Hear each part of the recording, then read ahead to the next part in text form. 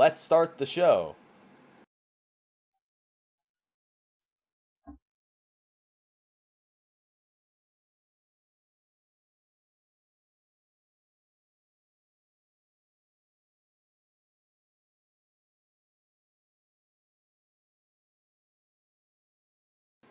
Hello, everyone, and welcome to State of the Realm, your weekly Final Fantasy XIV podcast. Apologies for the very short intro and the slightly buggy one with the video.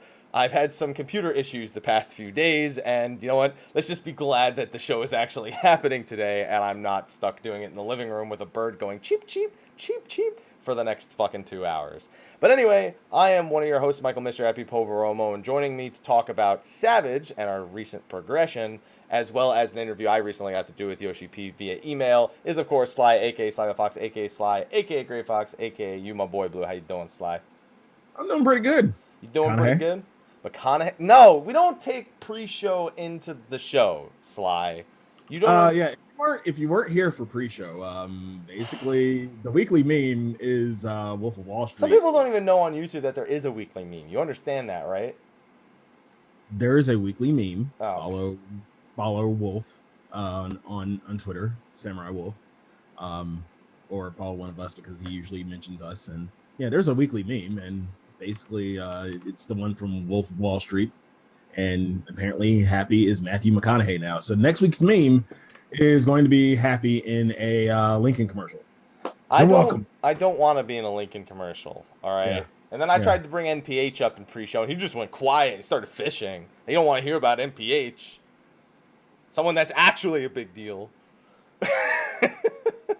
Don't give me that look right there, Slyh. Okay, so this week, I was planning on something bigger for the show that didn't come through.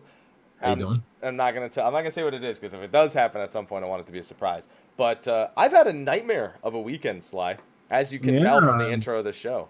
Yeah, it's kind of apparent now. Yeah, my computer. This is hyperbole, but it exploded.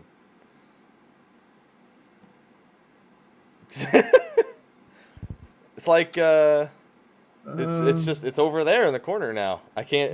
It's worthless to me. Yeah, it's like the perfect timing for it to explode too. Yeah. So what happened is the CPU, the 770K, it's got an overheating problem. Now, that's somewhat okay on its own if I've got proper cooling. So the pump on the cooler also broke. And it's an open loop liquid cooler, so nobody will work on it except the manufacturer because that's unsafe. So I said, fuck it. I'm going to return that one, and I had Fry's custom build me a one with a closed loop that I am currently on right now. And it's been giving you issues all weekend. Well, this new one hasn't, but I had to go stream on my girlfriend's computer in the living room. And and as I said in the start of the show, if we had to deal with that, there's a bird out there. He's always trying to fuck. So he's just going chirp, chirp, chirp, chirp, like mating calls and shit. It never ends. It's 24 hours. He's just like forever alone meme. Yeah. And that's what or the kid downstairs who sings like shit. You would have had to hear that as well. Now you're fucking Simon Cowell. Are you serious? No, you don't understand. My stream was making fun of him the other day. Oh my god. My stream was like, shut that kid the fuck up. So imagine having to listen to those two things for State of the Realm, because that was a complete possibility if I didn't have this computer built super fast like I did. Perhaps Simon Cowell. That was absolutely dreadful. Imagine I just went out, I just stuck my head out the window, looked down, be like, that was absolutely dreadful. No, you were not going to Hollywood. Okay. So, on that note, we have a show this week, though. However, it is not a hyper-prepared show, so don't anticipate it being too long, Slyh. Next week is Aerzivia, so we'll make up for all of how long the show was. We'll make up for all that next week. All right, so I got a beer up for Aerzivia. You got to beer up and win, because that's how you win. You get drunk when you play the game, and then you get drunk when you play Aerzivia, and you remember everything. That's a few of my friends got through college that way, so I know it works. Yeah. Drunk memory. So this week, I got to do an interview with Yoshi P via email. Slyh, you contributed half of a question because your other question there's no way I was including there. I was like, no, I'm not putting this in an email. All right, you had one of those questions you made fun of last week. You had one of those, and you know it. It was a fishing question. It was a legitimate fucking. Of course, it's a legitimate question for you, even though everyone else would look at that as one of the questions you were shaking your head at last week. It's a legitimate fishing question. God damn it. You want to repeat the question? Do you remember the question off the top of your head? Yes. It's because it's been always an issue. Basically, the question was, when will we have a system in place for fishing to where, when we're trying to go for collectibles, which really, at this point, the question is nil because collectible fishing is shit to begin with. But when you catch a fish that isn't the collectability you want, you still fucking keep the fish. It's like you have no real use for the fish. You can't even fucking market that shit. So I'll give you this. That's not a horrible question, but it is a question that falls in line with the questions you made fun of last week. It's not Peaches. I'm not writing that in an email and being like, can you answer this for me? It's not Peaches. It's not Peaches. But I'm just saying it's a legitimate issue. I totally agree. There's a lot of legitimate issues in the game, and that just happens to be one that is a snoozeville. It ain't Peaches. It's pretty close to Peaches. No, it's not. It's pretty close. It is actually something that it would be nice if they could fix it up. That's one of those things that like it bothers you on occasion, and then you like check the patch notes, and then you check the patch notes one day, and you're like, oh, they fucking did it. It's one of the. Yeah, it's a small quality of life change, but still, nonetheless, people get away from asking worse questions. Oh yeah. We know.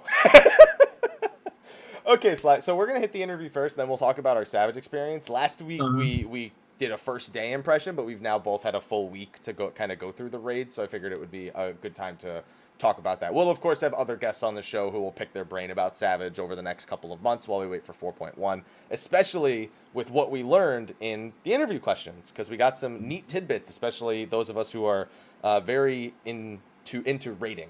So the first question I had to ask Sly, as much as I knew the answer, I had to ask more specifically.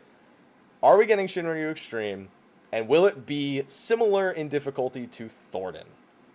I don't know about you, but if the answer to this was no, I would have been really upset because it's fucking Shinryu. Yeah.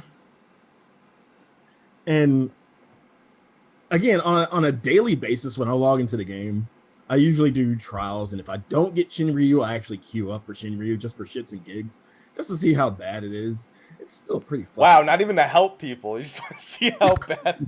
No, I just want to see how bad it actually is, and it turns out being pretty fucking bad. Like, you can make prop bets off how bad it's going to be. Like, okay, how many people are going to die to fucking Diamond Dust? No, you don't have to guess Diamond Dust. You just guess the tidal wave right at the beginning. That's the quickest money. That's the quickest money right there. You just guess on the tidal wave. Well, no, it's kind of gone down a little bit, but there's still that one person who will actually die to tidal. Like, it's sometimes people do it correct, but they're just like not far enough. They stopped to get an extra cast or something. Yeah. All right. Well, we have an answer to that. Shinryu, he literally acted like I was dumb for asking. It was like, of course there's gonna be an extreme. Of course. You all know it. He knows that we know the drill by now. He knows. Yeah.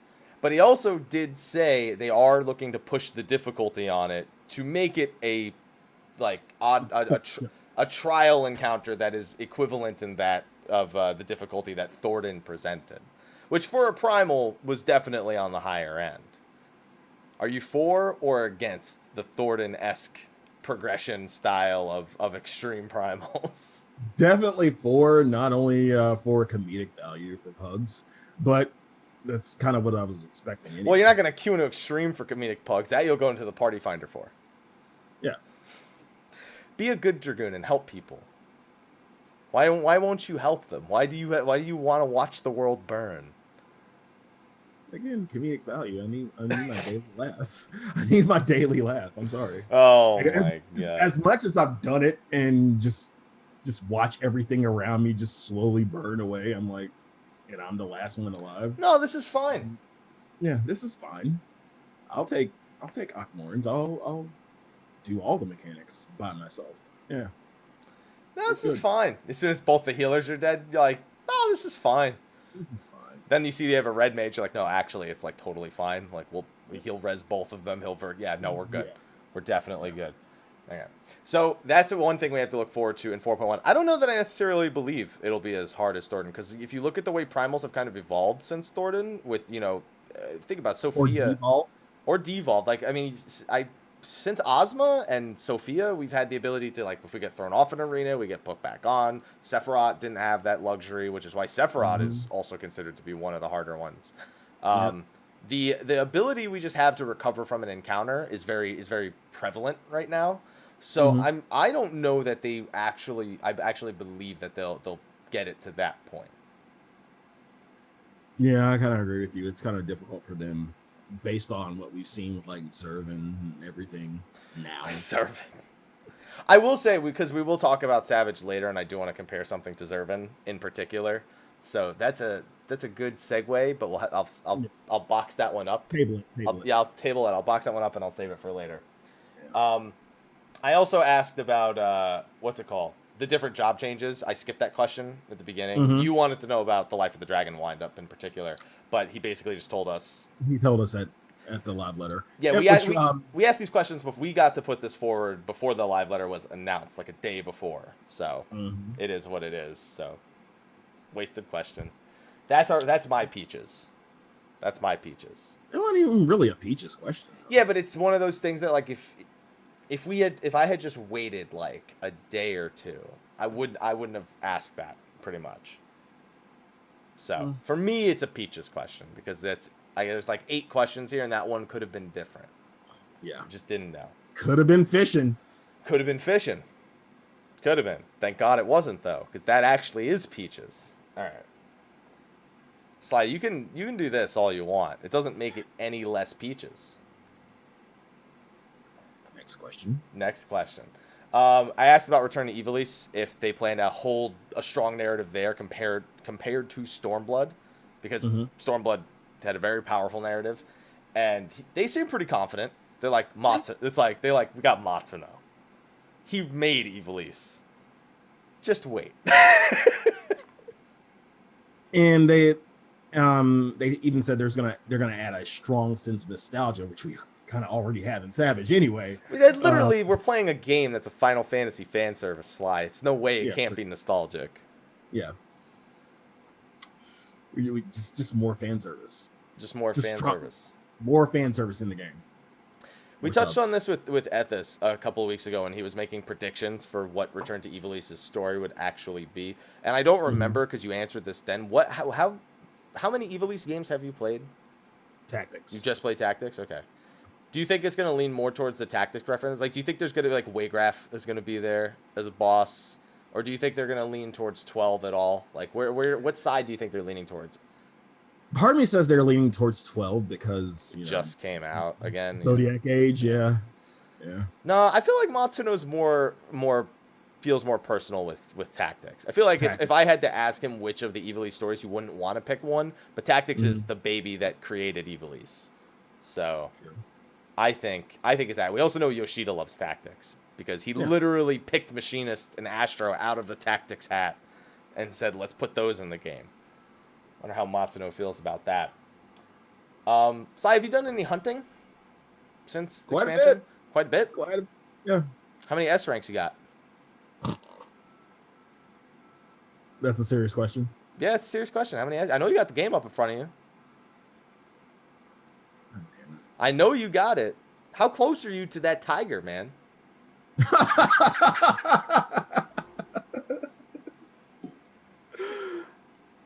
6.0. Oh, you'll have it by 6.0? I thought you were telling me you only had 60. No. How many S ranks so far in Stormblood? No. Just what does the achievement say? How many S ranks have you killed total? Not much. Should still be around 50, which it was last time. Anyway. Oh my god. Sly, come on, think of all the crack clusters. Yeah, I just did it just to get my fucking crafted belts, and that's it. All right. Fine. So I had to ask, because I've been doing a lot of hunting. A lot. I've even got my Ixion mount finally. Were you one of those people who actually does the weight PFs in the locks? I did that for a single kill from Ixion 9 or from Ixion Horn 9 to Ixion Horn 11. I didn't even join a party finder. I literally was working on videos and I just sat in the zone and waited pretty much. And whenever, like every few minutes, I'd go over and move my character. What the fuck is wrong with y'all? I was doing something else, so I might as well multitask. That got me 2 horns.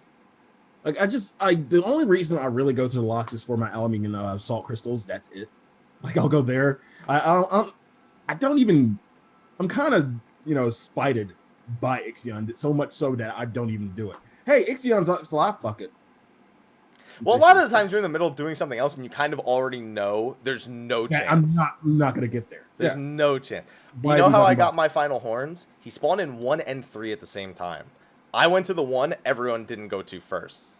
Mm-hmm. And then I just waited. And then when it was pulled, I went and there was no lag the entire time. I found out that the other instance did crash though. So if I had tried going to instance 1, I probably would have got fucked. Instances good for hunting. Listen, with Bonecrawler and Udumbara up now, they have pretty easy spawn conditions, Sly. Mm-hmm.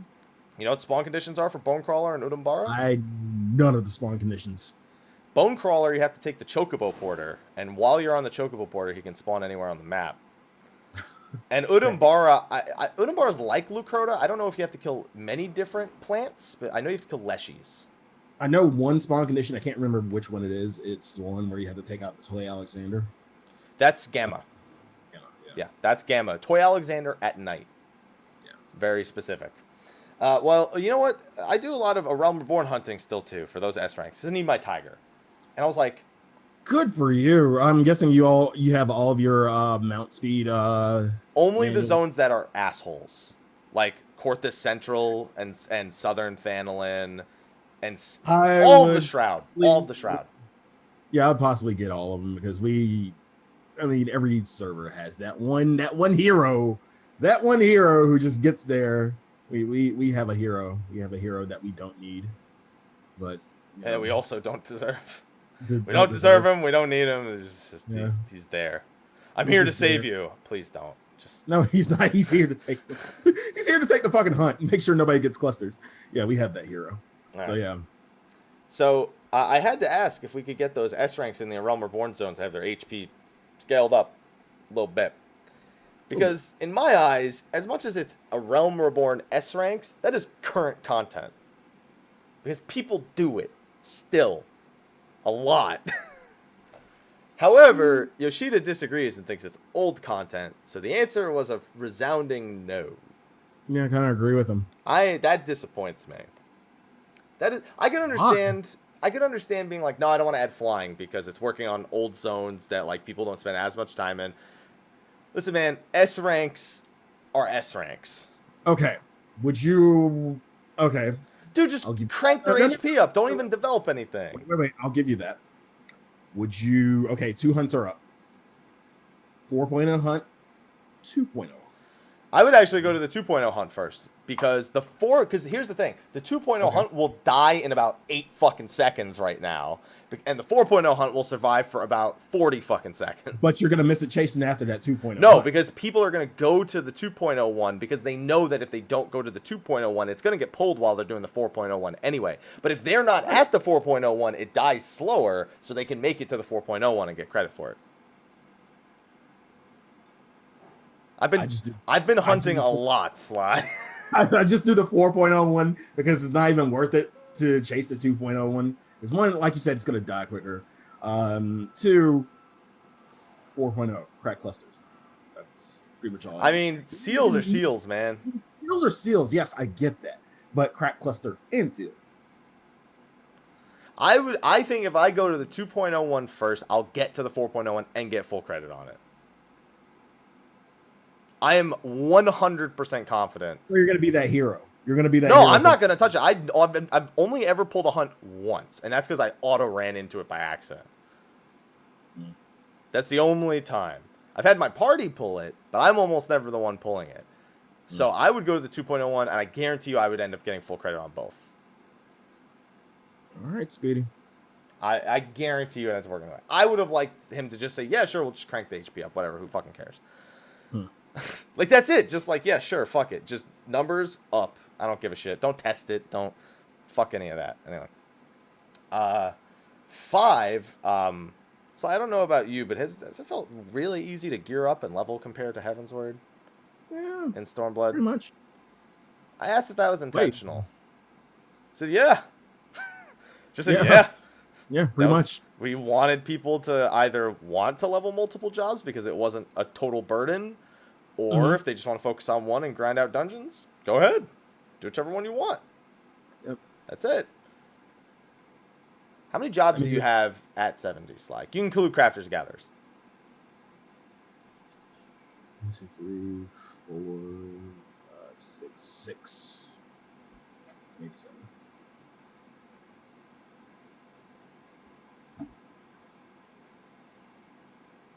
Six. 6? Oh, yeah, want to name them? Dragoon. Dragoon, White Mage, Alchemist, Fisher, Miner, Botanist. You planning on leveling any other combat jobs in that one, Slyh? Eventually, yeah. Eventually? Okay. Yeah, I want to get my Raptors up first, and that was kind of what I was working on, trying to get the ones that were at 50 to 60, and then kind of take them all the way on to 70, so I can, make money. Yeah. Yeah, I ruined a market the other day. I took Ash 10's advice, and I ruined a market. What did you do? I streamed myself desynthing Surge belts, Surge aprons. Surge apron is 13k from the NPC in All Amigo. And very regularly, it descents into not 1, but 2 Dawn Surge, which sell for 40k each. And I showed people that, and they're like, all right, so my Weaver's going to be max desynthing tonight. Because you can do that while you're leveling the desynth and get to cap and make money the whole fucking way.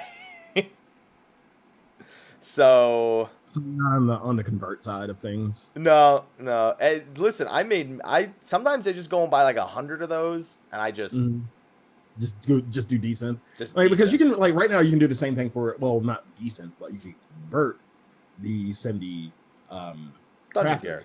Crafting gear and dungeon gear. You could take the dungeon gear and just run All Amigo with the item level cap, and just convert all that shit and get some grade 6s. But why would you do that when you could just hunt? Or leveling roulette.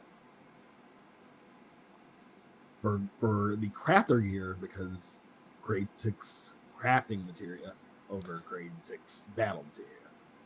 Well, I mean, you know what I like to do? You run the expert dungeons or Lost Canals, which we'll talk about too, because I've been doing that this week. And you convert the like shitty like mind intelligence materia, anything that doesn't sell well. You just try to convert the grade 6s and hope for crafting 6. I got like 3 gathering 6s and like 2 crafting 6s doing that. Or you just run like All Amigo and take all the 5s and 6s you get from that from fucking mount farming. Because the fucking thing never fucking drops. I don't like it. Oh, they didn't tell you about the one time, did they? Oh yeah, you passed on it. I know, you're a fucking asshole. Oh, I know. I mean, I wasn't gonna win the shit anyway because I have fucking Slyh. That's not how America was built. All right. No, terrible fucking RNG. I luckily got a doggo from Susano with my new. Oh yeah, you got a dog from Susano. It's terrible. That's terrible RNG. Fucking terrible. That's fucking terrible. Yeah. What a horrible streak of luck you had, Slyh. I had to loot master fucking the XS minion. Because oh god, how unfortunate for you. The minion that drops 100% of the time. How unfortunate. That you could farm 8, you could just do it 8 times with the same people. And get it done. How terribly unfortunate for you. I hope your RNG burns in hell when you go through your savage loot next week or this week or whenever. Well, I did get a Robrant last night. So. I'll tell you what I fucking got today. All right? I'm furious. No, when we talk about Savage, I'll talk about it, all right? Oh, okay, all right. All right? You and your terrible RNG. All right? Okay. Yeah. On that note, now I have my Peaches question. Can we get some more jump puzzles, yo? I want some more jump puzzles. Yo, dude, the jump puzzle, the jump. No, I'm here. Sly, you're the only other host. I need you here. I'm here. I'm here. I'm listening. No, I know you're listening. I need you to speak. Listening. I need words, Sly. What the fuck do you want me to say that I haven't said already? Fuck that jump puzzle. That shit can go die in a fire, burn down the hostelry. Isn't that the hostelry? Is it a holster? You just don't care. Oh man. Okay. Like, what do you want me to say? Like, why? Why? Why ask about the fucking collectible? All right. Why? Ask about the collectible? I see more people doing this jump puzzle than I ever see fishing. All right. I'm just saying that's content for everyone. Can we get more jump puzzles? That's all I want to know. No. They said it was really well received, and it's not really that hard to do.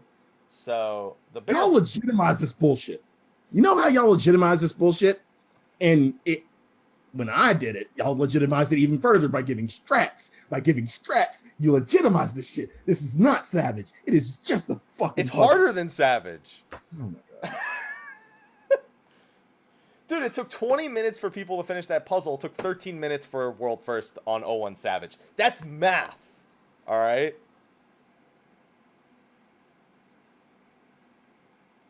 Can we not just get any more jump puzzles, please? All right, so they said that they'll work on adding more fun elements to the game. So, it said fun elements. He didn't say jump puzzles.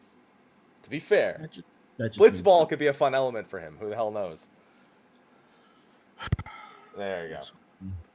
Next question is also kind of a wasted question because there was an interview from Gamerscape that asked a similar question. I asked a release period for Eureka because the Anima Weapon was in 3.1 or 3.15, so Eureka, they're planning it for 4.15, but they said that they'll talk about it in the next live letter that talks about 4.1 in more detail, which we're hoping will probably be at PAX West. If I had to take a shot at it, I'd guess the next one's at PAX West. I don't know if they said so at the end of the last live letter. So, yeah, I mean, Eureka, 4.15. Are you okay with the 0.5 and it kind of just being like 3-4 weeks after 4.1 actually hits? Yeah. Like, I really don't have a problem with it. Oh, shit. What does something sell? Oh, a lot of pots. Yeah, I know. You're that pot dealer. I know. Mm-hmm. I know, Sly. Yeah, don't worry. I'll talk about it because I actually made out like a bandit this fucking expansion. Man, I didn't even make pots. As you can tell, I made out like a bandit. I only just told everyone how like 5 minutes ago. Thanks, Ash. So then the final question, I prodded him about Super Savage a little bit. I prodded. I tried prodding Yoshida. It wasn't like 50,000 volts or anything, but I just wanted to know. Can we just get like a hint what the boss is gonna be? And by the way, and I had to know, is it actually called Super Savage? Like, is that what they're gonna call it, or do they have another name for it? So, his exact words: production is moving along smoothly, and just looking at the specification documents that detail the battle mechanics makes me a bit dizzy. There's a lot going on during the fight. I think the battle will have a very special feel, and also be nostalgic to some players in its difficulty. But you will have to wait for more information in an upcoming letter from the producer live leading up to patch 4.1. So, Sly, I'm going to ask you 2 questions. 1, has a fight ever made you dizzy before? Just thinking about it. Yeah, once he said dizzy, I'm trying to think of anything that made me dizzy. I've got one answer to both these questions, and I can't wait. No. What is it? Okay, no. So then the second question, what would you consider nostalgic in its difficulty? Do you consider that a boss, or do you consider that a type of difficulty, more specifically? Boss. Okay. What's nostalgic to you? You're thinking T5, aren't you? Listen, twisters, if you're spinning around a twister, it makes you dizzy. Yeah, it makes you dizzy. I'm saying it right now. It's turn 5. I'm telling you. Let's go. Yes. I'm telling you, man. My guess is that he knew when he was typing Dizzy. Nah, I'm fucking around. I can't take his words that exactly. Yes, you can. I don't see why you couldn't. Nah, really? I mean, I do actually think it'll be turn 5. It's turn 5 or turn 13 for me personally. Yeah, I mean, or they can go to completely random route and go like Ozma. Whatever. Ozma's the other like big easy guess, and that is also nostalgic in its difficulty, and the orb spinning around, you could say, kind of plays into the whole Dizzy wording and stuff like that. Mm-hmm. So yeah, Ozma was like the OG guess, especially with what they showed us at the thing. But it's hard for me to imagine that fight with only 8 people without like changing the arena in some way. So I'm totally cool with the idea. But I'm turn 5 is where I'm kind of leaning, because that you got to remember, that fight was a goddamn disaster when this game came out. Like all of the negative like emotion around it. So I'd like to see it. We get to revisit dive bombs again. Yay! That's a mechanic that's never been overused. Yeah, and it's completely original and unique to that encounter. Yeah. I'm lying. They used it way too much. Okay, yeah, there you go. Dive bombs. The other thing is, he just wanted to reiterate, it's not V5 Savage. It's its own separate series of encounters. And they've decided a name for it, but he said he can't say yet Tongue Face. He actually wrote the Tongue Face in the email. We're always just going to call it Super Savage anyway. No. Because here's the thing. Savage was originally supposed to be called Brutal. So when second coil, yeah, I'm thinking maybe they'll revive Brutal. Okay. Because Brutal did sound, well, brutal. Yeah. And I feel like it was a great name, because that was what they were going to call second coil. They were going to call it the second coil Bahamut Brutal, and they called it Savage instead for whatever reason. So I hope it's the OG. I hope it's brutal. Merciless is another word the chat's looking for. Although when I think of merciless, I just think of any adjective for get your ass handed to you. Yeah. Yeah. What if they just call it get your ass handed to you? Yeah, basically. Yeah. Whenever I think merciless, though, I think of the merciless gladiator. I think the merciless gladiator, best paladin in the world. That's what I think of. Call it anchored. They'll beat it first anyway, so I guess you might as well, right? Wow. Feels good, man. Feels there good. You go. Yeah, they kind of deserve it. Yeah, well, you can't take it out away from them. They kind of deserve it. No, yeah, they killed it. Yeah, there we go. Just that's the homage there. Just can't call it Elysium from back in the day. No, it's angered. Actually, sounds like a name for. It's like, all right, they're gonna beat it first. Just name it after them. It's like whatever. Yeah. There you go. They won't call it Lucrezia. Insanity. What's a word that you got? So what would be your go-to word? Or words. Not get your ass handed to you. Come on. Death and taxes? All right. All right. There you go. Why not? Why not? Sure. Okay. Sure. All right. So those are the questions that got answered there. Hopefully, with PAX West coming up, we'll get a live letter. Hopefully, he'll be at PAX West, and I can go ask him about your fucking stupid fishing thing. Stupid, it's legitimate. I said, you know what? If they call it mythic, I will laugh. They'll get sued. They'll get sued. There you go. Okay, so with that out of the way, we've got those are going to be when the next big pieces of news come to the game. So in terms of news segments, we're probably going to be pretty short on those. We'll be covering other stuff over the next several weeks. But as much as we touched on it initially last week, I gotta take a moment and I gotta applaud you, Sly. Can we get a Sly Jesus in the chat, please? You're like Jesus, who doesn't know that he fucking came back from the dead 2 days later, because that's how you're looking at me. You said at the end or in the middle of last week's show, Neo X-Death will die tonight. Oh yeah, I did say that. You did say that. Yeah. So you get the Sly Jesus. I did. There you go. So that is truth. Within, I think, an hour after the show ended, which is a total of 14 hours total, Neo X Death died for the first time to Angered. Congratulations, by the way. Congratulations to Angered, and congratulations on having an entire mode named after you, as we've already discussed. Yeah. So how do you feel about that? How did that make you feel, Sly? Seeing Neo X Death die the night you predicted it as well. Again, there's nothing for me. I mean, still gotta go. I still gotta kill it. Now we're on 4, but we reset tonight. So today. So I go through 1 through 3 again. It doesn't really rustle my jimmies or anything. You don't have that feeling like, oh, it's oh god, they killed it in one day. It's gonna be easy, right? And then you get your ass handed to you again. Like it's the old adage of what you eat don't make me shit. So like I'm happy for them. Good job.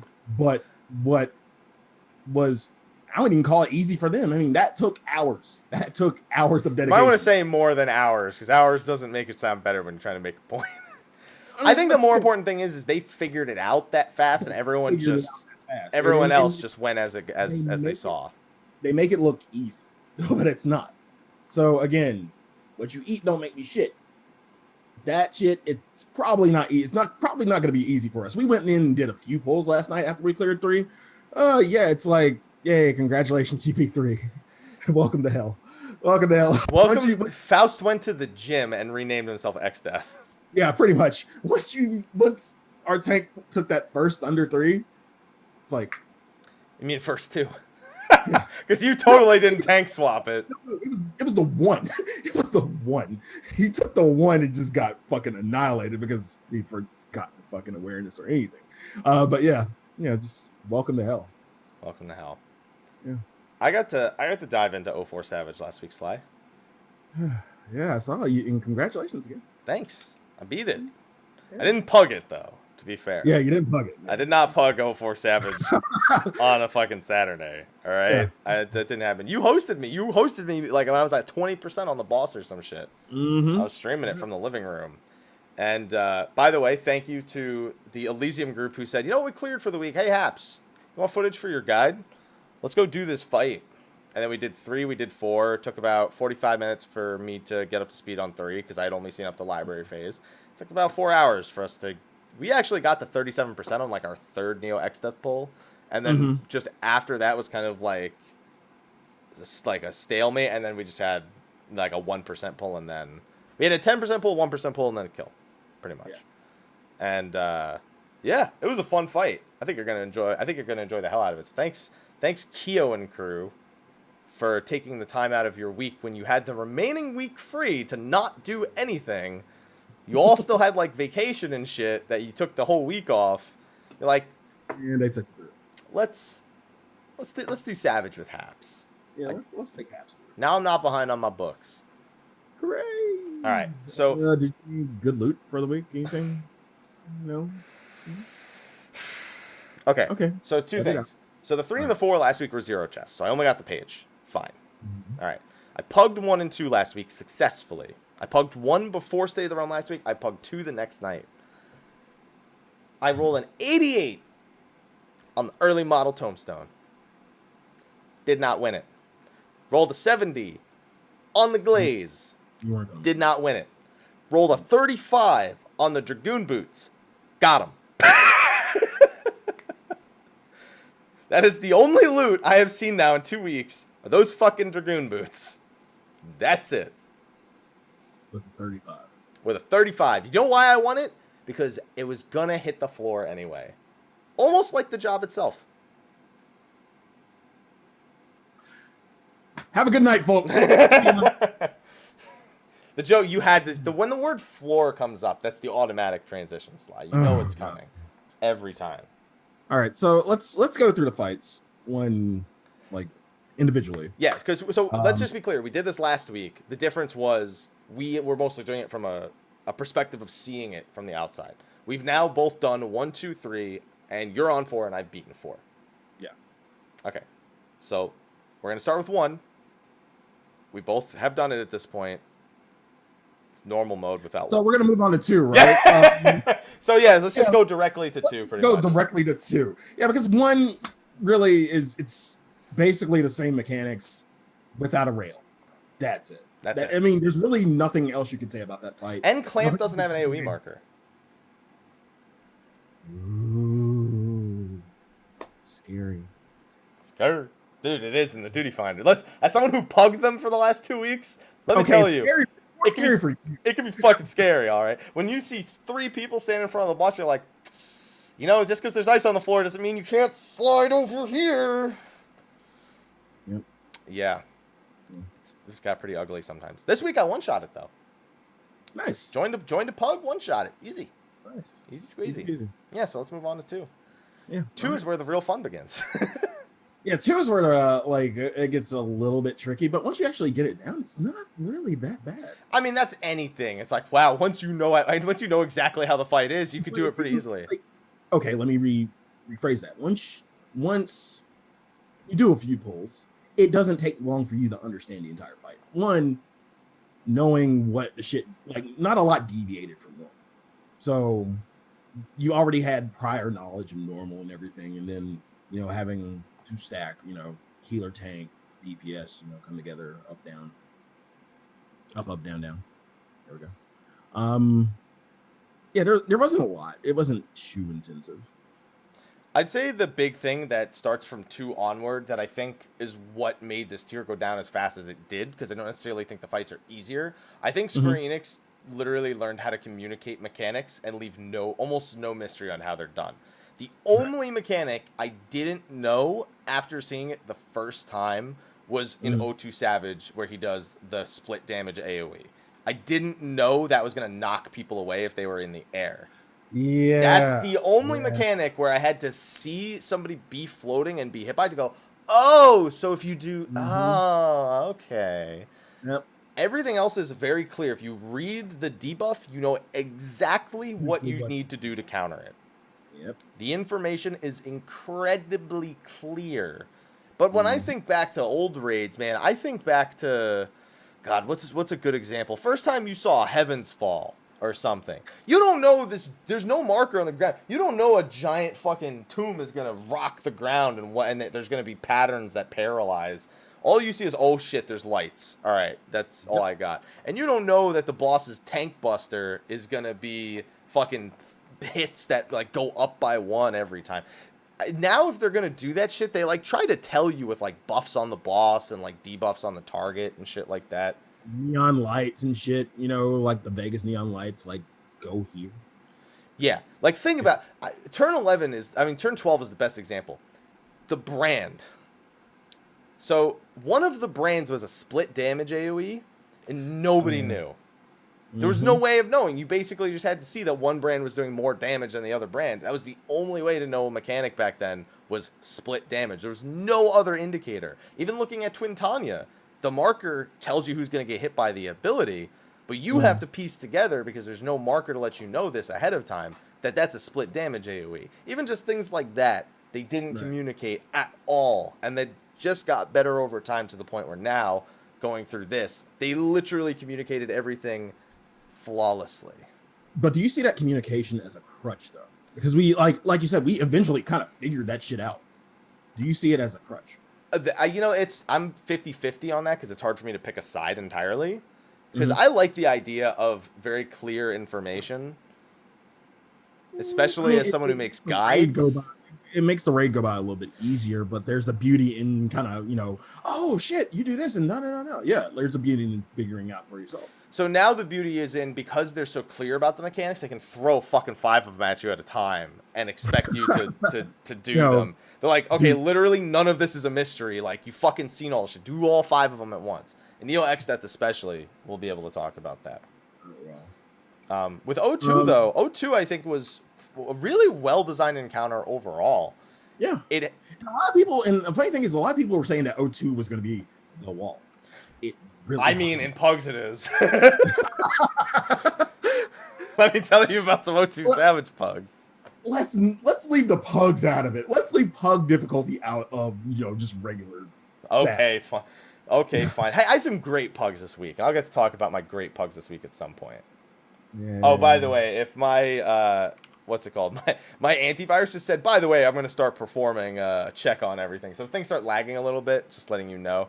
I'm going to see if I can stop it from doing that, but only if it really affects performance will I do that. Okay. So O2 Savage, almost all the mechanics are at least slightly different from normal mode, even if sometimes in predictable ways. Like last week I said I called that shit. But for the most part, they're different in reasonable ways. There's a tank swap from the cleave, which has a debuff now. Everything hits harder. The anti-light patterns are different, or more dangerous, or more specific. But the big one for O2 Savage that nobody knew how it worked, and somebody had to make a Reddit post to explain it, was Maniacal Probe and Epicenter. So Slyh, do you know that the AoE does not originate from the probes? You know how Inception worked, where the Judgment Crystals just detected where Alexander was going to be? The probes are just detecting where the earthquakes are. So where you place them does not mean that's where the AoEs are placed. That's what I'm seeing. A lot of people just randomly place them. Like, what the fuck are you doing? Well, don't randomly place them. I mean, not really. Random is a bad word, but, not uniform. Right. Ununiform. Yeah.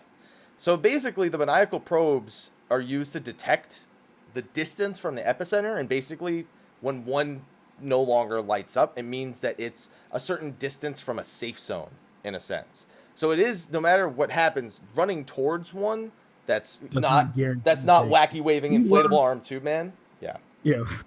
It's still the right thing to do, but it's not 100% guaranteed, and we kind of learned that the hard way.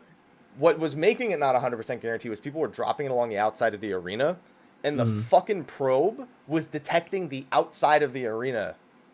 And it could tell people that a side was safe when it was absolutely not safe because of it just detecting that safe zone outside the arena. So you could end up in a situation where by doing that, people would be like, this one's safe. No, this one's safe. And then you're both fucked. Happens in 3 too, but we'll get to that in a second. Yeah. So what's now the standard way of doing it is dropping them not all the way to the center. Some groups do it with like max melee range. Some groups do the wagon wheels along the outside. But to drop them just not all the way to the outside. Right. And I've discovered as of today that is fucking fantastic for pugs for more than one reason. The biggest one for me, Slyh, tell me if you've seen this before. Okay. The first maniacal probe goes out, tank healer, right? Right. Everybody, he gets hit by gravitational wave, and then the thing disappears. And now everyone's got to figure out where it is and run towards it, and somebody doesn't get lowered by 100 Gs because everyone's running towards the spot. You know what you can do? Place them on the wagon wheels, stack on the probe that's safe for that, and then move to the wall. It acts as like a double safe marker. And it's made my pugs a million times easier explaining it to them that way. Somehow we just move uniformly and everybody gets... You're in a statics, Slyh. I'm thinking of the randoms. Slyh, I've done it with people. I've done it with randoms that all move uniform as well. I'm thinking about the pugs right now. I'm thinking about the randoms. The randoms. I'm thinking about the randoms. And I think about that because we tried max melee range and we had mixed success, but when we moved them to the wagon wheels was when we really, everyone kind of understood it. And everyone really stopped screwing it up in a lot of the pugs that I was doing. So, everyone, if you were doing maniacal probes the way you were doing it before, stop doing that. Stop bringing them all the way to the wall. Bring them closer to the middle of the room, if not the wagon wheels. Because your life will be a million times easier. But that fight was well done. Not too difficult, but the damage starts getting real there. I've had healers just get one shot for full health if they don't have shields. So. Oh yeah, shielding is kind of an important thing. Yeah, I feel like they with these fights there was a major importance on shielding more than anything. Shielding, addle, reprisal, something. People just eat that shit to the face. They're like, I did it in Creator. It's like, yeah, well, you know what? Now you're getting fucked. So please don't do that anymore. Oh, man. So it sounds like you had a good time with O2. Yep. But it sounds like you had a better time with O3, Slyh. Oh, boy. Okay. First thing. As a Dragoon, shut up, no jokes. No, Sly, you need to give me the joke first. No. Oh, wait. No. The first Spellblade Holy. You know where I'm going with this, right? As a monk, I don't like it either, but it's worse for you. No. It's doubly worse for me. Well, of course, you're a Dragoon. Everything's doubly worse for Dragoons right now. That's just... Hey, there we go. I was just waiting on it. There you go. Yeah. It makes that so much worse because in our opener, of course, we're going to fucking use Sight. And then you get the tethers. And if it's the person you're tethered to and they got to run away from you. Okay, yeah. Here's the thing. That's only bad if you both are the tethered people, but I've seen that happen. But half the time we are. Yeah, I've seen that happen where the Dragoon tethers another DPS and they both get tethered to each other, and you're just like, fuck you. Yeah, that's pretty and bad. And then like you're tethered to the Briar phase. That's not that bad, but and then you get the actual tether to somebody else, and it's like, oh, Sly's got it. Well, no, you've got Sight. Don't worry. In my opinion, if you can't see the giant fucking AoE over your head and the giant tether between the other person whose AoE is over their head, the Dragoon tether shouldn't be fucking with you. It just sucks that you have to literally run away from each other and make sure. It's actually not like the distance. It's not bad. That buff is tremendous for Sight. It's tremendous. It's good job on good old 12 yalms. Yeah, good old 12 yalms. Yeah, it's just like, I don't know why, but they just got confused. Like, oh, that's Sight. What do you want me to do? Not Sight on the opener? No? Yes, I hold it until the fucking. Fuck that! No. Just hold it. Don't worry. You don't need it for Nastron. No one cares about Nastron anyway. 10%. 10% for you. It's 5% for me. I don't care about it as much as you do. Yeah. Just remember that. Yeah. But yeah, other than that, there like pretty much most of everything was different from normal. We had Protean Wave return, kind of. Yeah, Protean Wave's fun. Yeah, that's fun. Especially when people don't realize that you mean to the boss's position and they just keep trying to. The boss is facing south and you're like, well, I always go. You do your positions. You say, oh, I'm west of the front of the boss, and then they're like, no. Yeah, you're always to the left of the boss, right? And he's like, yeah, I'm always west. No, you're always to the left of the boss. And then they stand west. They're like, that was my spot. And you're like, no, boss faced south that time. So no, you did not belong there at all. Right. Yeah, I've seen that happen. Yeah. This fight was an amalgamation of pretty fun mechanics that I've seen before, and they all go quite fast. Yeah. The first game, everybody's kind of, we've seen it. We know how it works. Go to your symbols, stack for oink. Go to your symbols. That's fine. Yeah. Shit gets hectic when she throws down the books in the library phase. Yes. That's when it got fun. So to be clear, we have Briar phase, which is not that bad. Briar phase is the hardest part sometimes is having big dick DPS against the White Flame, and your tank is like, oh no, I don't need an enmity combo. And then you get one shot. Yep. That's the only bad part right there. Then you have the Crystal phase where sometimes people fuck up the dragon, and get Frost Breath or Ribbited. Something like that. Yeah. That can be a bit of a problem. But the library is where it all starts to fall apart for some groups. So the way the fight works is she has an ability called Queen's Waltz that changes depending on what panel she's standing on. So when you're at the library phase, it drops a book that hits people for half of their max health, but it hits one book per panel. So everyone needs to be on a different panel. And you got that one person who's always on your panel, who belongs on that panel, but for some reason they're on this panel right here. Or yeah, if anybody like DC's there, and that's like the perfect time for somebody to DC, move. You're on my panel. You're on my pit. God damn it, I can't move now. Sly, you shouldn't be having that issue that often. No, it's not me. It's not me. Sounds like in the vicinity around you though. You're all too familiar with the concept of disconnecting during folio.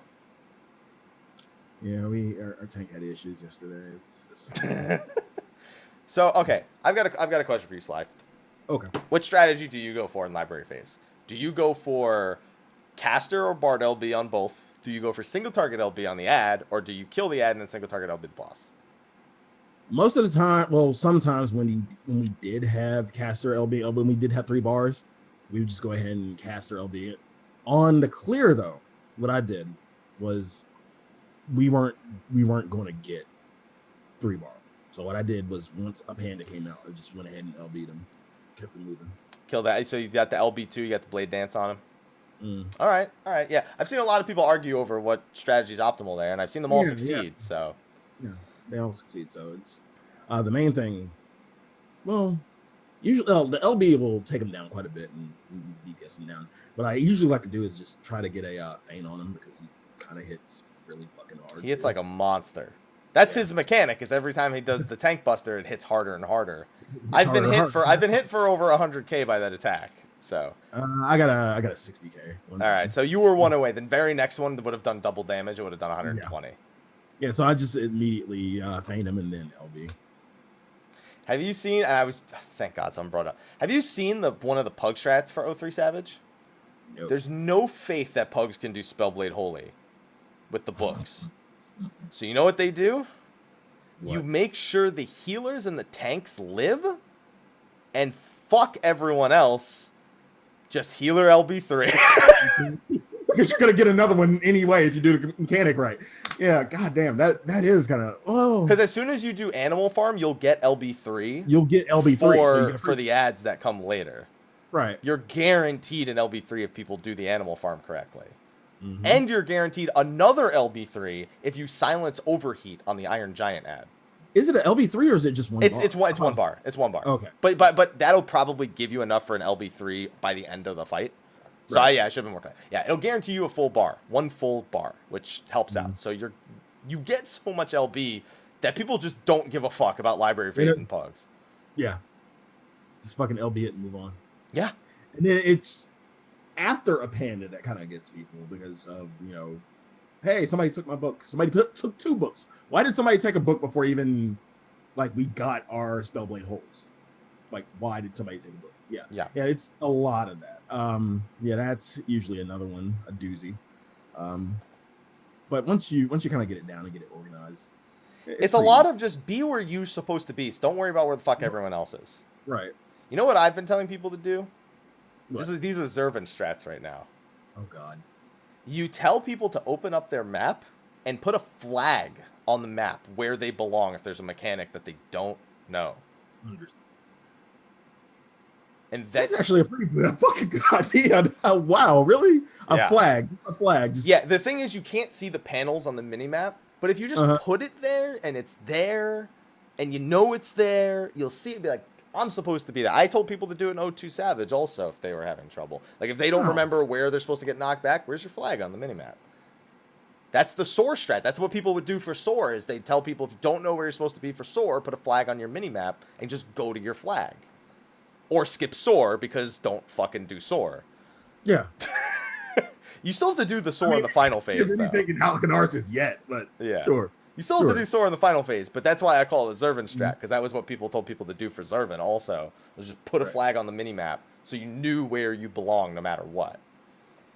No questions asked. So it's a good recommendation if people are having trouble, because that's the thing, because all these fights are so personal, every individual person has to worry about where they're standing. They're supposed to be, and where their position is. So if they're having trouble, that flag on the minimap can be the difference between them remembering. And are you telling your static right now? Because you look like you're about to... Anyone having trouble with this right there? Yeah. They're probably watching them. Yeah. So just consider that. These are the pug strats, baby. These are the pug strats. And just so you know, Sly, I did beat 03 Savage with a pug today. Why would you do that to yourself? It wasn't that bad. I just had to look for a group that said no bonus. Telling yourself you can sleep. It's not that bad. It wasn't that bad, really. Everything's okay. We actually had great the DPS was fucking amazing in this group too. I don't think anybody really is going to have a problem with DPS. Like, No, but for a pug, I never expect good DPS. Like, I don't expect us to do the strat where you just kill Apanda and then LB through the boss in a pug. I expect caster LB strat in a pug, or the healer LB strat in a we pug. did that sometimes too. Like sometimes it would just get to the point where, like, okay, are we gonna get LB2? No, just don't even worry about it. LB3 Helicanarsis. Yeah, we most times. Yeah, it was beautiful. I was so worried though. Sometimes I would just like look at everyone like, we're gonna wipe right there. Okay, maybe I should start pressing buttons again. and especially because library phase is where most pugs crumble. But if you get past library phase, it doesn't take much longer for it to crumble. Yeah. What's after library phase? The first mind jack? No, not the first mind jack. Oh yeah, the next animal farm. Or did I have that right? Sorry, well, there's only one animal farm, and then the very next time she does the game, it's a wipe. So she does animal farm, the game, and then if you get to the game again, it's a wipe. Yeah. Yeah. I think we killed her while she was doing the game. Yeah. I think that's very cool. But yeah, like the mind jack. That's usually where people start. I don't understand. It's for me. It's so easy. Just walk up to him, make sure you're walking away diagonal. That's it. It's exactly the same as you did it in the Briar phase. You're just doing it away from the tether. It's still the same thing. Just pretend that's like the person you were tethered to in Briars. But the thing about it is, like, you still do it correctly, and what freaks people out is that damage that comes even if you do it correctly. Yeah, that's what mitigation is for. I think that the book phase as an entirety is harder than that mind jack. Because the number of times, even when she jumps to a library panel in that phase and does Queen's Waltz. It's easy to adjust for the library panel. It's really easy to adjust to the library panel. What's not easy to adjust for is, well, I wouldn't say not easy, but you kind of know it's coming. It's just greed for me. When she jumps to a panel, like a blue panel, and you get on the blue panel, I'm like, okay, I'm doing positionals, okay, and then like because one of the blue panels is right next to the Briar panel, she does Blizzard. So that killed me today. Didn't kill me in the exact same way. She actually did Queen's Waltz, but my position was up against the wall. So now every time I look at her, I look for the haste buff. Because if she has haste on, then you know she's going to do something.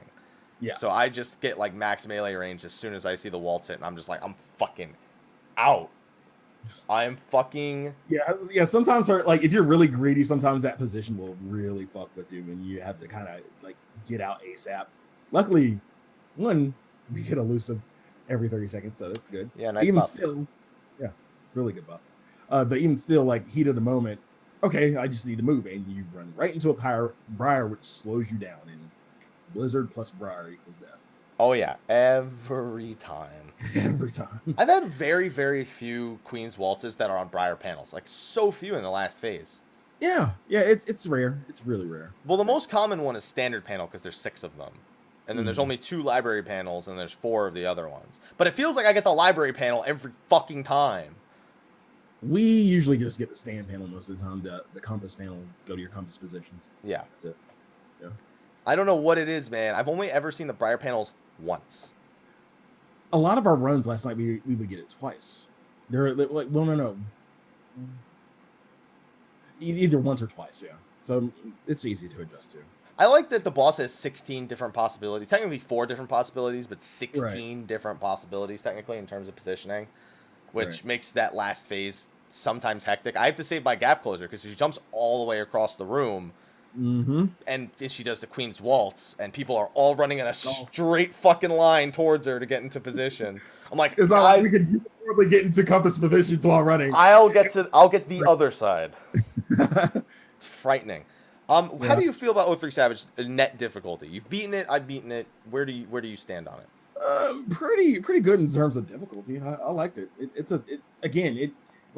can kind of gauge where like the fun factor and difficulty was going from the normal fights, and kind of figured that this would be pretty much a fun fight. Thought we would still see a escape game, but we didn't see that. So. I was just gonna say that's why the fight was disappointing, man. We didn't get the fucking sand panels with the fucking ant lions. I'm the fucking ask Yoshi P that too, you know? Right. There's two things. The next time I get to ask you a few questions. Number one is going to be, why do potions take so fucking long to use? That's my number one question for the next time I get to ask him anything. And two is going to be, what happened to the fucking sand phase in 03 Savage? What happened to it? They don't want you worrying about fucking puzzles and shit. Yeah, Ethos must be really fucking happy. Oh yeah, we'll find out about that next week during Air Zivia. Yeah. Can't wait. Cannot wait. But all in all, I thought 03 was a really, really fun fight. Just about as fun as normal. So, what was your fun factor difficulty ranking for it? My fun factor, it was for me about equivalent to A11 Savage in terms of fun factor. Again, I think because the mechanics are so 100% clear of everything they want you to do down to the T, A11 Savage felt harder to me. Because they allowed the devs to throw more at you at the same time because you knew all of them. So here, A11 Savage didn't have 16 different possibilities for every time the boss used an ability with follow-up abilities afterwards that could be a pain in the ass, more so depending on where she jumped in the arena. He was super predictable for like 99% of it. The worst part was people not being able to count to fucking 5 over their head and know where they need to stand for his dashes. That was the worst part about Arc. I'm 3. No, you're 5. I'm going to go to 3.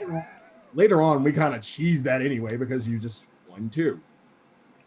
2 positions and then just kind of cheese it. I'm 3. No, you're 5. Yeah. I'm going to go to 3. Right. You were 5. I still went to 3.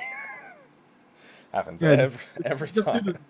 Just do the 2 position one. That's the easiest one to do. Anyway. Exactly. But that's the thing. Like A11 Savage had some things, and also when I think like optical sights, for example, it had invisible mechanics. Even just thinking of like left / right / optical sights. Magic hammer. Yeah, that even though Magic Hammer was kind of easy to figure out too.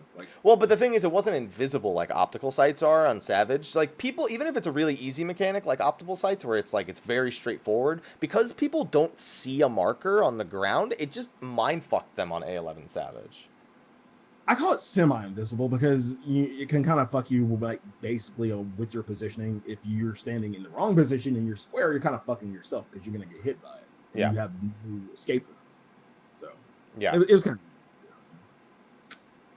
I mean, it is what it is, thankfully. But that's the thing with 03 Savage, I just felt like they were so clear about mechanics that while it felt easier than A11 Savage, I had about as much fun doing both of them equivalently. So I'd say overall, really well done fight, just not scaled very high on the item level thing. Like the fact that the boss doesn't really have that much health, where you might, Honestly, the ads felt like they were tuned pretty well. I felt like the ads were tuned better item level wise than the boss was. You think there was a reason for that? I think that it's the beginning of the expansion. They probably want people to clear the raids to some degree. So instead of scaling them up super high, worry about the item level scaling super high on like Super Savage, stuff like that. And probably don't worry about it as much. It says 320. I was in 320. I beat it. That seems reasonable. Yeah. It's just that it felt like it was really easy to achieve that in 320, if that makes sense. Yeah. Then we get on to Big Daddy X Death. Welcome to hell. Those is honestly, the first 4 minutes of X Death is some of the best 4 minutes of like raid encounter I've had in a long time. Again, everything is completely like you're educated on it already. You had X Death on normal. You know what dual cast does because Red Mage just came out. Like everything is shown to you and is very clear what the plan is. But those are that's a beautiful 4 minutes of do all this shit right and kick my ass. Because I don't believe you guys can do it. His fucking DPS check was harder than that whole DPS check of the previous fight and Neo X-Death. Because people just lose their goddamn minds when black holes spawn. Like, Thunder 3, dead. People just like, oh shit. Because by the time you see Thunder 3 casting, if you're like in melee range, you're like, sorry. Yep. Sorry. How far? So you said you had to do a few pulls. First decisive battle. So you saw the first decisive battle. Okay. First decisive battle, and then our tank saw Vacuum Wave, which isn't like your normal vacuum. Okay, let me ask you a very, very easy question then. What happened between Decisive Battle and Vacuum Wave? Because you're leaving a lot of details that like our tank got to see it. So there's about a 7 out of 8 mystery factor here. This is like really late at night, right after we cleared V3, and Okay. like people are like, you want to see it, at least see V4? Sure. So yeah, we stack first stack marker in the proper place, and we still get hit pretty fucking hard because not everybody's up. Yeah. So at least our tank survives and does the mechanics, and then that comes back and does a vacuum wave, which pushes you pretty much the entire length of the fucking field. So Sly, thank me for this later. Use arm's length on that vacuum wave. That's what I was thinking. It works. That's what I was exactly thinking. It does work. Wait. It actually works? Yes, arm's length works. Holy shit. It only lasts 5 seconds though. So that's fine. I can take that. All right. Yeah. Good. Arm's length, it works there. And you don't need, the thing is, you kind of wish you had both True North and that. If you're confident that you won't die, take Invigorate off your bar and use True North also. But if you're not 100% confident. That's a gamble in Prague. Yeah. Yeah. I'm just saying because there's a lot of times where you may feel like you want to use True North, but if you bring arm's length instead of it, you won't have it. So I would take arm's length though, not having to jump back. You have elusive jumps, so who gives a fuck about you? Yeah, we got elusive jumps. You can just turn around and it'll be alright. But yes, it is indeed useful there. Yay. So you've seen Decisive Battle, I think, is 60 seconds because that would mean you saw dual cast. That would mean you saw dual cast Thunder 3. You saw dual cast Fire 3. You saw dual cast Blizzard 3. I think he survived to do the first black hole. That's it. Yeah. That is a nightmare. That the black hole is like the hardest, easiest mechanic because you always people around with shit like chickens with their head cut off. Well, it's because the black hole positions are never the same. So sometimes you'll think as the melee DPS maybe the first time, I don't know how they're fucking this up behind me. And then one point, he's going to summon a black hole under his fucking cape, and you're not going to see it as the melee DPS. Yeah, I hate that bullshit. I hated that bullshit in normal. I'm still going to hate that fucking bullshit. No, you're going to hate it more here, because if you touch that black hole, there is no second chance. You're dead. Yeah. I promise you, you're dead. So you just wait, because your strategy is going to be like, we'll go to the left flank. Oh shit, there's a black hole in the left flank. Go to the right. There's a black hole in the right flank. I don't know what the fuck to do anymore. I don't give a shit. So have a fun time with that. You also don't know which of the 3 positions I think he's going to go to, and he comes back after Decisive Battle. So I've had him come to me when I'm solo off to the side, but I've had him go to the party most of the time, so I'm not sure. It's fun times. I think you're going to enjoy that. I think those 4 minutes of X Death was like, I wish Faust was like that. right at the beginning of Gordius. I wish Faust was like that. Instead of just a dummy. Yeah. He just summons ads. He's it's soft and rage to blow everybody up. Nah. Faust has got to dual cast some Fire 3s, and the ads all got to dual cast Fire 3s. I don't know. Okay, so again, you've cleared. So yes. 4 minutes of playtime, and then Neo X Death, which a lot of people are saying, once you actually get past the doorman, not that bad. Would you kind of agree with that? Well, Neo X Death is harder than the fucking doorman, I'll tell you that much. There's so many spots in Neo X Death where you just go, man, they must have had a blast doing this. Because Grand Cross is very Grand Crossy. Grand Cross in Final Fantasy V gave you random debuffs, pretty much. Here, it's within a certain range. Alpha always fears people and gives them random debuffs. Delta just straight up gives people random debuffs, but I think there's a different set of them. It's a different set of random debuffs, like there's a stack marker and shit. And then Omega is every mechanic that both the other Grand Crosses did. Every flood, every fucking split damage AoE, fucking acceleration bombs, off balance, beyond death. It's amazing. So I think that it's mechanic vomit, but again, it's communicated very well. Just think about this, Sly. So the Grand Cross Alpha, right? Fears you in a random direction, so you go to the middle of the room. Okay. And then you can get the following debuffs. You have either, how do I describe this? the problem is people like to say the color for it, and I don't know the color, but I know there's 2 different shapes as well. But because they're 3-dimensional shapes, I'm having a hard time. All right, so one is I'm just gonna make up shapes, Sly, because the name is escaping me. So you have a triangle and you have a hexagon. If you have the triangle debuff, you can't get hit by the triangle debuff again. You gotta get hit by the hexagon debuff, vice versa. Off balance makes any damage you take knock you back. So you have to make sure that if you're gonna be taking damage, you don't get knocked off. Then you have acceleration bombs, which means you can't move, and then you have beyond death, which means you have to deliberately fail the mechanic in order to avoid dying.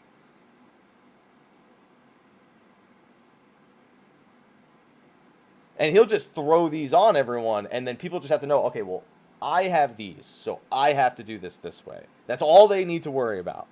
Nothing else matters. And at the same time, he does like a wild charge where like the tank needs to be the first person hit kind of thing. Oh, and then there's Allegan Fields. So you have to make sure that you put shields on the people with Allegan Field.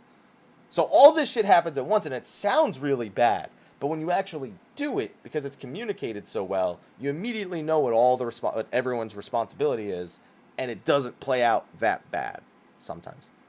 So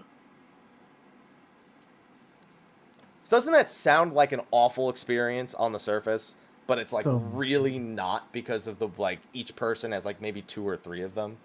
So much fun. The one that stuck out to me was Beyond Death, because you're intentionally doing a mechanic wrong.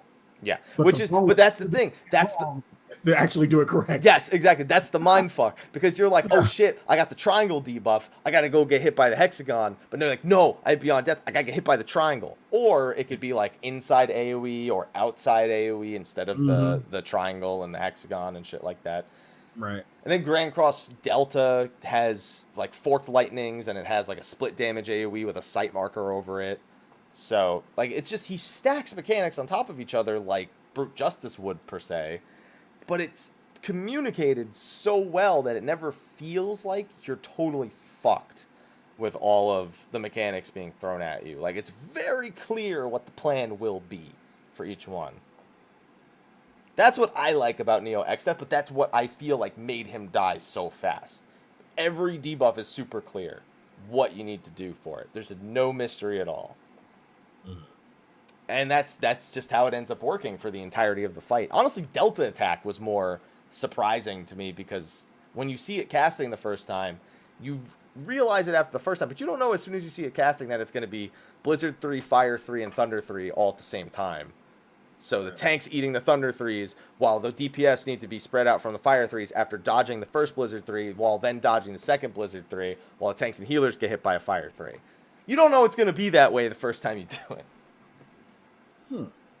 Sounds like a fun time. Again, just throw a shit ton of mechanics on top of you. Because we know them. Because we know them all. And it's communicated in such a way that you know what all those mechanics do. Now, another thing, and we kind of mentioned this about all the bosses in Delta Escape. When I was watching Your Clear, when I hosted you, he seems more of an HP sponge than pretty much everybody else, because like that last 1% felt like fucking forever. Oh my god, that last 1% takes so fucking long. It's 1 point. The problem is when the boss is 1%, it's actually 1.9%, 1.99, repeating of course percent. So it feels longer because it is. That's just the truth. Right. That being said, yeah, it's a long fight. But it's still, if everyone does even okay DPS, you still will get past it. It's just, the lower your DPS, the less room you have for people to die. Like, I finished my fight at top DPS with 4,100, and we cleared. The only reason I was top because the ninja LB'd all 3 times, by the way. He's like, no, you're the monk. Do it. Oh, God. You're the monk. Just keep DPS. It feels good to have a ninja in your group, doesn't it, this tier? It feels... I mean, that was actually... So the ninja that I cleared with was not part of the group that was bringing me along clear, but I had raided with Chia before, so it was so nice. Kyo was in the group, Darren was in the group, my old warrior. One thing we really haven't talked about, I mean, which, you know, makes people cringe, meta and comps. Who gives a fuck? I know. But as much as we were kind of talking about this before, one of the main things, Sam, not seeing a lot of Sams and comps. I've run with a Sam, but yeah, I did my 03, and the first night I did 04, we had a samurai with a fucking, I think, did he have a 345? Yeah, he had a 345 weapon because he had cleared 04. Mm-hmm. He's a fucking monster. Oh, he fucking murdered that boss. But in terms of actual comps, I feel like a lot of people are kind of gravitating towards the, Dragoon Ninja or Dragoon Ninja and then range and things like that. I've had a lot of Monk, and obviously it's because I'm Monk, but Monk is a goddamn monster as well. It's so fucking much better in Savage than I thought it was going to be. Yeah. Again, utility. And yes, DPS is utility, but at the same time... Mantra also ended up being really useful. Yeah. At this item level. That helps. Like, Mantra becomes less valuable the higher our item level gets in in a single raid tier. But by God, is Monk fun in Savage. Yeah, and we've always talked about, well, Sam's utility is its DPS. And yes, that is very true. It is. You see Sam's pretty beefy fucking numbers. And you want to know something interesting? What? That number is about anywhere in my experience from 8 to 10% higher than the second, if the samurai is doing the right job.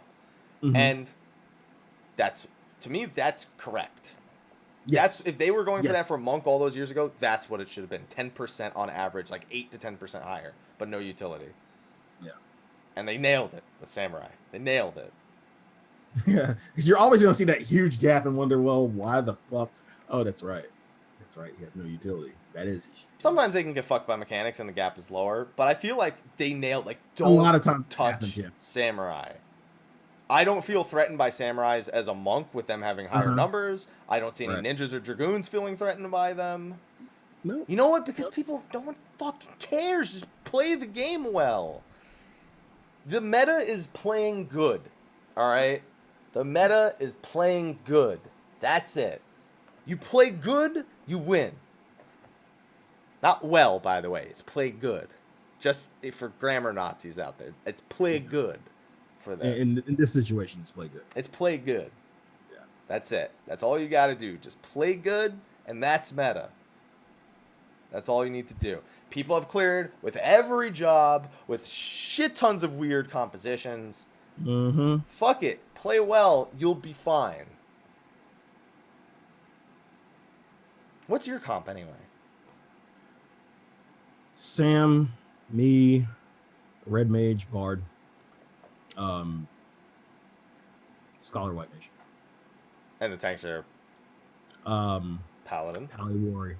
Okay, Paladin, Warrior. By the way, Warrior also done it with Warrior, done it with Dark Knight. Actually, Warrior's in a pretty good place right now. Warriors, I still think Warrior maybe requires too much fight knowledge to not really do that much better in terms of their output. But in terms of a Defiance Warrior, if you're ever forced into Defiance, is really, really good. And Deliverance Warrior is outputting adequate damage. And it's way smoother to play. So people are having more fun, so they don't give a shit. Right. That's it. But just play well is the meta. Yes, I understand. Machinist needs fucking Jesus right now. Jesus, yeah, you took the word right out. Machinist needs Jesus. But you can still beat Savage with a Jesus-less Machinist.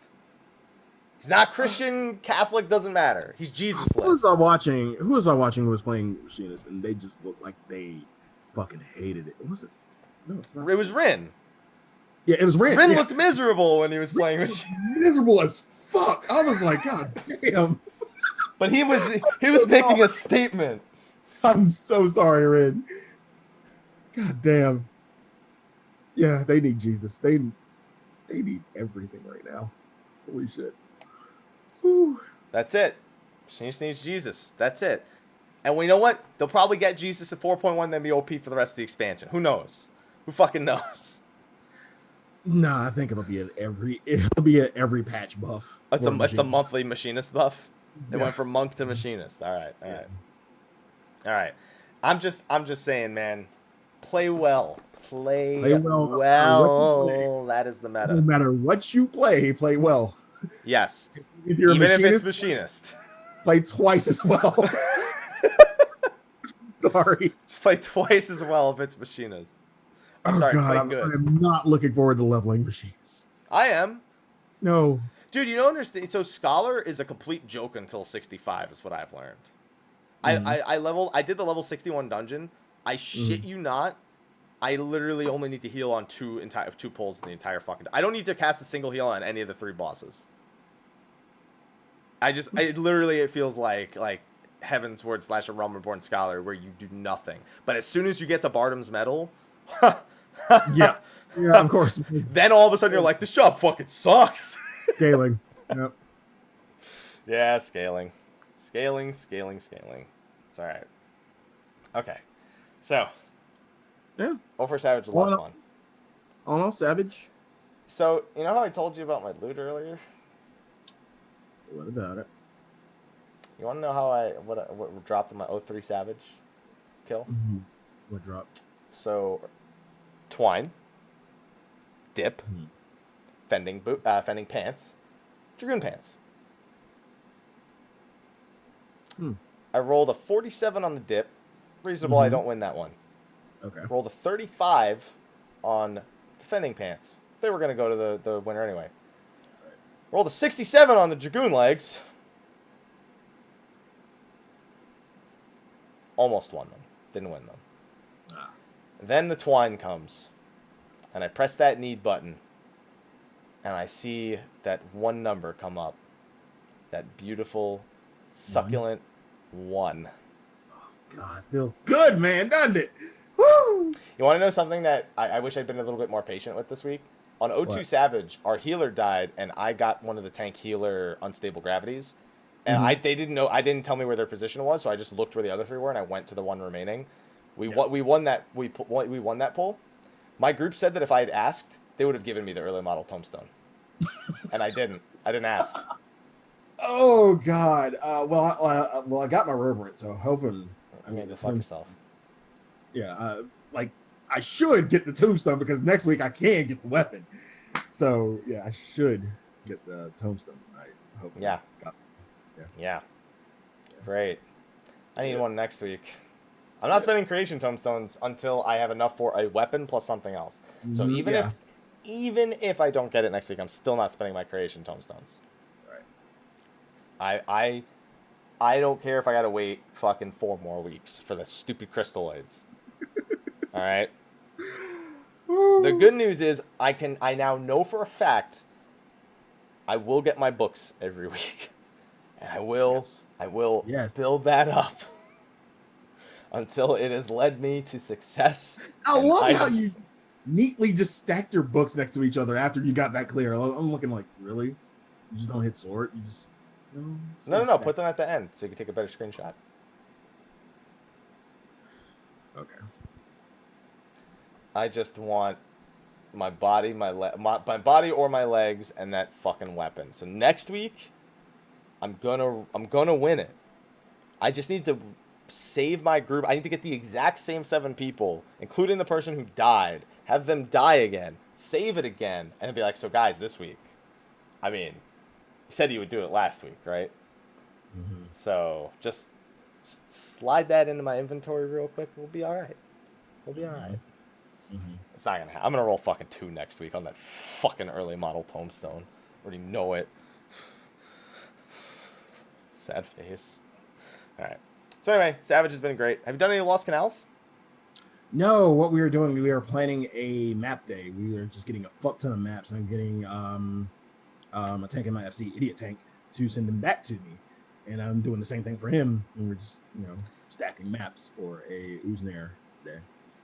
I want to shake the hand of whoever did Lost Canals because they literally must wear a troll face mask 24/7. It's that bad. It's great. It's way trollier than the previous ones. And the enemies are not more annoying, but more threatening if you don't go with 8 people. Like, I don't really like going with, like, less than 5. I've I've seen people run. I've seen people run with 4. Hell, I've seen 3. 4. So the thing about 3 is you're giving up the bonus, the Namazus, if you go with 3. If you go with 4, you can maybe kill a single Namazu. Even with 5, there's a chance that you maybe only kill one Namazu if too much shit's going on. If you get the sticky whiskers. Mm-hmm. But loot's not been kind of me in there. But I've still made a lot of fucking money. That's the plan. I actually am now considering going back to the old Quap to see what loot's worth stuff in there, because the old shit that nobody does anymore, it's gotta be worth something. Are you really holding on to dragon skins for that? No, I haven't held on. They're cheap as fuck right now, dude. I mean, yeah, they're cheap. Like 5K a pop. I have one, so I'm like, sure. My favorite thing is, you know how I said with this kind of content they should recycle like boss models and shit? Mm-hmm. The 7th floor is all the diadem bosses. The ones from the emergency mission.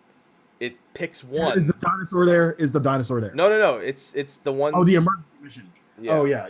It picks one of them at random, and that's the boss pretty much. Although it's way easier than that. Mm-hmm. And man, is it great to beat the fuck out of those things after all the emergency missions. Because they're not that bad, but I've had I did a run where it was me as the only healer. There were 4 fucking tanks. Ice elementals came out of one of the sides. I died. No one picked them up. We wiped. I got so angry. I was like, "You're all useless. How do I go into a Lost Canals with 4 tanks and none of you saved me?" That was a fun day. Then I got the 7th floor on my map and got awful loot. But Lost Canals has been good fun. It has been great one healer fun. How many runs have you done of it? Shit. I don't know. How much coffee do I drink? How many maps have you done? How much coffee do I drink? A fuck ton. Exactly. Okay. Yeah. I don't know, man. I do, like, for a few days I did 2-3 rounds in a row. So that's a minimum of like 16 to 24 a day. Across 8 people. Across 8 people. Yeah. Okay. Yeah. Yeah, I'm trying to gather more than that. I'm trying to gather at least 20 maps, so... Yeah, have fun having those last you for fucking ever, because it'll take you forever to get through them. Yeah, it's fun. It's fun. That'll make map days easy. Makes money easy. Yeah. That's what I'm talking about. Yeah. And one last thing I want to ask you before we wrap the show this week. Did you see the Red Mage try to solo the 190 boss in Palace of the Dead? No. Oh my god. So, a Red Mage got off the floor 190 solo. Mm-hmm. By the way, what a god. Because floors 181 to 189 are a disaster in pretty much every way imaginable. But not only that, he got to the 190 boss. It killed him in about 5 seconds. Auto-attacked him for 9k, then cleaved him for 10k in less than a GCD. He's just like, I'm on the...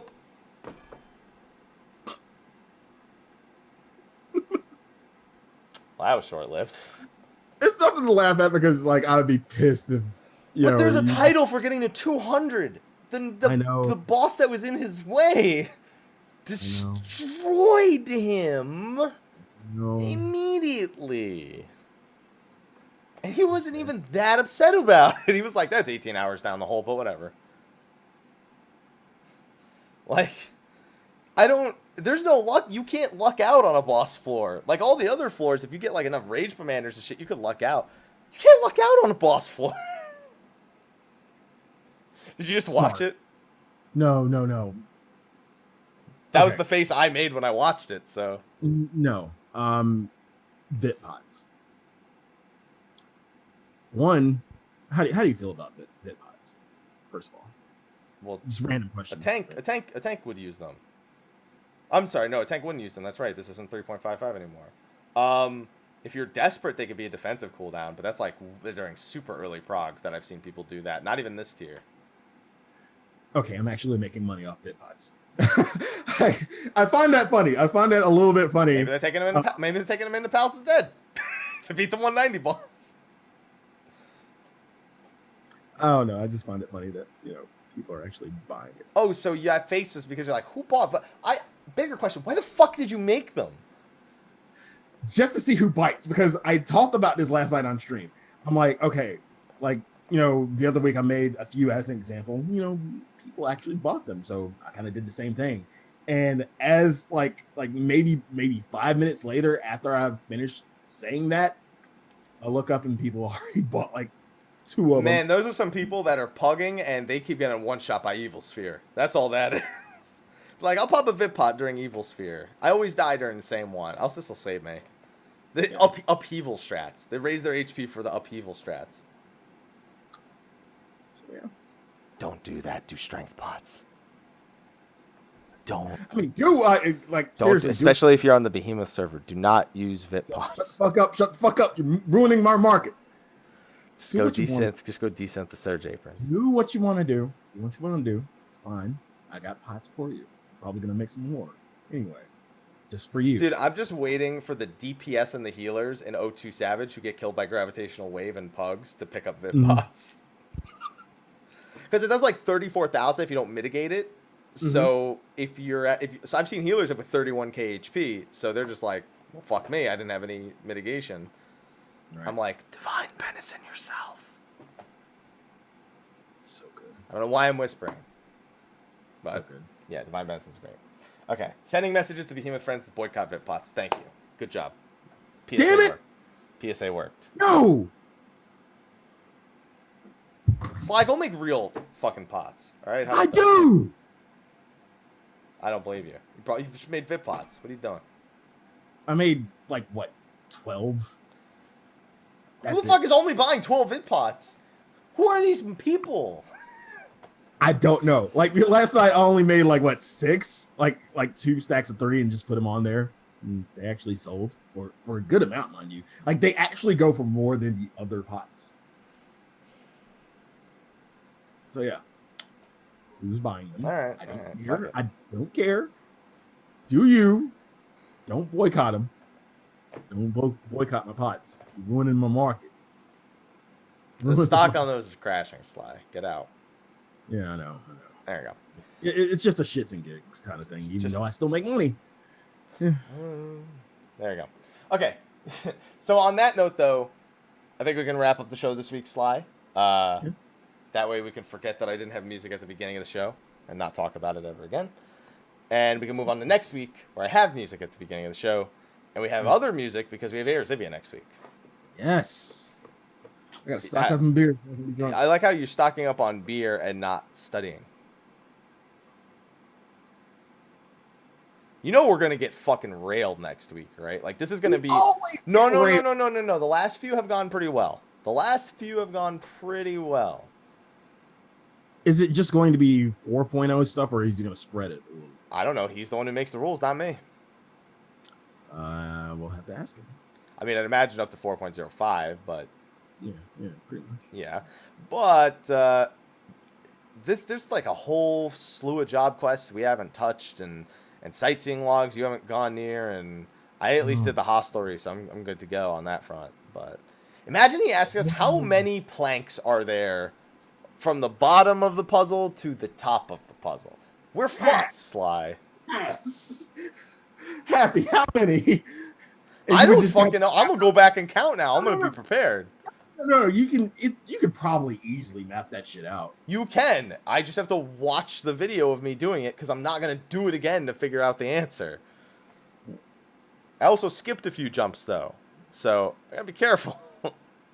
I'm concerned, Sly. We're gonna get 3 points next week total each, 3.3. But anyway, okay. So on that note, though, Sly, I say we wrap up this show. You can get to your raid night? Question mark. You are? Okay. I wasn't sure if it was tonight or if it was tomorrow. So Sly, why don't you tell them where they can find you at so they can watch your raid night and get no loot at all? Why would you wish that on me?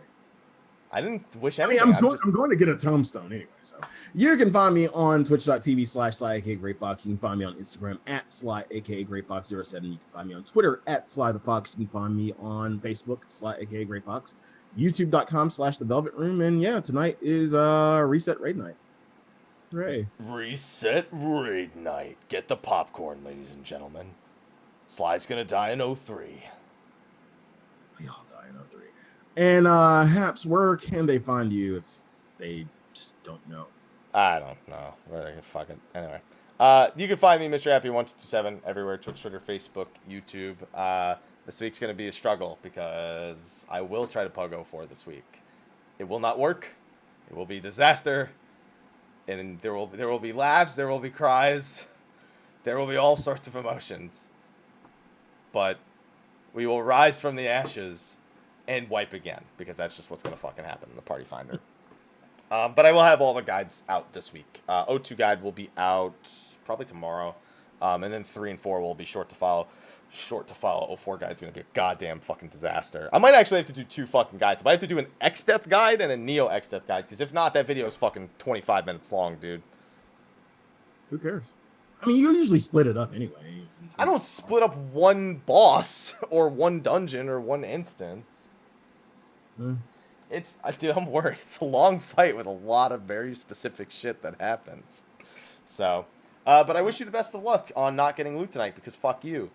Thank you. You're welcome. He's gonna get. Oh, it's gonna be only Dragoon loot. It's gonna be Slang Ring. It's gonna be Dragoon boots, Dragoon legs. I can already see it. Do more hunts to get. And none of it's Biss. And none of it's Biss. The ring is obviously, but yeah. Anyway, thank you for joining us this week. We will see you next week for Aor Zivia. So be sure to be there to laugh at what we don't know. We will see you then. And until then, which is nothing. Take care. Have a good one. See you next week. All right.